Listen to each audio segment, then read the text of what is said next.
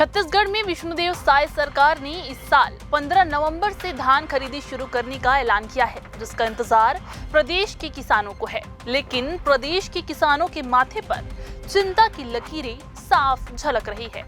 जी हाँ, इसके पीछे एक नहीं बल्कि एक साथ कई कारण हैं जो सवाल ये कर रहे हैं कि क्या सरकार की घोषणा समय पर पूरी हो पाएगी। नमस्कार, CGNN लाइव देख रहे हैं आप और आप सभी के साथ हूं मैं आयुषी। छत्तीसगढ़ में धान खरीदी महज एक सरकारी प्रक्रिया मात्र नहीं है बल्कि एक उत्सव है जिसे प्रदेश के किसान हर साल जोश और उत्साह के साथ मनाते हैं।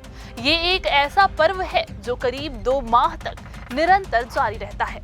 इस बीच किसान की मेहनत उसके खाते में आती है जो उसके और उसके परिवार की एक साल का बजट तय करती है, तो प्रदेश के कारोबारियों को एक नई ऊर्जा प्रदान करती है और राज्य के गरीबों के लिए राशन की व्यवस्था तय करती है। पर इस साल सरकार की व्यवस्था चरमराई हुई है, जिसके चलते किसानों के माथे पर बल पड़ गया है। क्या है पूरा मसला, सरकार के पास क्या है इसका समाधान, जानेंगे पूरी बात, बने रहिए हमारे साथ। विष्णुदेव सरकार ने 15 नवंबर से धान खरीदी का ऐलान तो किया है, लेकिन सरकार ने इस बार खरीदी से पहले एग्री स्टेक पोर्टल में पंजीयन को अनिवार्य कर दिया, जिसके मुताबिक प्रदेश के किसानों को धान बेचने से पहले इस पोर्टल पर पंजीयन कराना होता है, जिसके बाद उन्हें टोकन तुहर हाथ ऐप से टोकन लेना होता है। इस शर्त के पीछे सरकार का तर्क प्रदेश के किसानों के बीच में घुसपैठ करने वाले दूसरे प्रदेश के लोगों को रोकना था, लेकिन सरकार का ये सिस्टम अब प्रदेश के किसानों के लिए ही सिर का दर्द बन गया है। धान बेचने के लिए किसानों को पहले एग्री स्टेक पोर्टल पर पंजीयन करना होता है और फिर टोकन तुहर हाथ ऐप से टोकन लेना होता है, लेकिन इस वक्त दोनों ही सिस्टम ठप पड़े हुए हैं। किसानों का कहना है कि लॉगिन करने पर ऐप में लिखा आ रहा है टोकन पंजीयन फिलहाल बंद है। इधर संबंधित अधिकारियों का कहना है कि ऐप का नया संस्करण प्ले स्टोर पर उपलब्ध नहीं है, इस वजह से सर्वर से लॉगिन नहीं हो पा रहा है।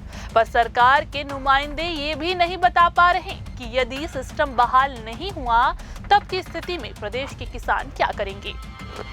सरकार ने समाधान के लिए क्या विकल्प तैयार किया है। मामला यहीं समाप्त नहीं हो जाता, बल्कि इसके आगे मसला और भी ज्यादा गंभीर है। सूत्रों के मुताबिक प्रदेश में अब तक 7 लाख से ज्यादा किसान पंजीयन नहीं करा पाए हैं।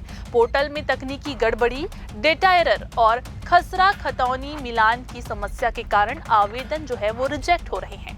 कई जिलों में वेबसाइट घंटों तक बंद रहने से किसानों को परेशान होना पड़ रहा है, तो वहीं प्रदेश भर में कंप्यूटर ऑपरेटर हड़ताल पर हैं। वे वेतन वृद्धि, नियमितीकरण और 4 सूत्री मांगों को लेकर आंदोलन कर रहे हैं। ऑपरेटरों का कहना है कि अगर सरकार ने मांगों पर ध्यान नहीं दिया तो वो 19 नवंबर को सामूहिक इस्तीफा सौंप देंगे। अगस्त में जब पंजीयन शुरू हुआ था तब ऑपरेटरों की जो हड़ताल थी उससे काम ठप पड़ा था और अब खरीदी के ठीक पहले वही स्थिति दोहराई जा रही है। भारतीय किसान संघ ने कहा कि जिन किसानों का पंजीयन नहीं हो पा रहा है, जिनका ऑनलाइन पंजीयन या टोकन नहीं हो पा रहा है, उन्हें सोसाइटी स्तर पर पंजीयन की अनुमति दी जाए। उनका कहना है कि अगर ये स्थिति जारी रही तो हजारों किसान धान खरीदी से वंचित रह जाएंगे। तो दूसरी तरफ धान बेचने के लिए अब किसानों को रकबा सत्यापन कराना जरूरी है। ये प्रक्रिया डिजिटल गिरदावरी सर्वे के बाद भी अनिवार्य की गई है। किसानों का कहना है कि ये अनावश्यक और समय लेने वाली प्रक्रिया है जिससे खरीदी पर असर पड़ सकता है। अब सबसे बड़ा सवाल ये है कि बिना पंजीयन के धान खरीदी कैसे शुरू हो पाएगी। इस मसले पर आप अपने विचार जरूर कमेंट करें, क्योंकि मसला केवल किसानों का नहीं है बल्कि प्रदेश के 3 करोड़ लोगों का है। साथ ही खबर को लाइक और शेयर भी जरूर करें और चैनल को सब्सक्राइब करना ना भूलें।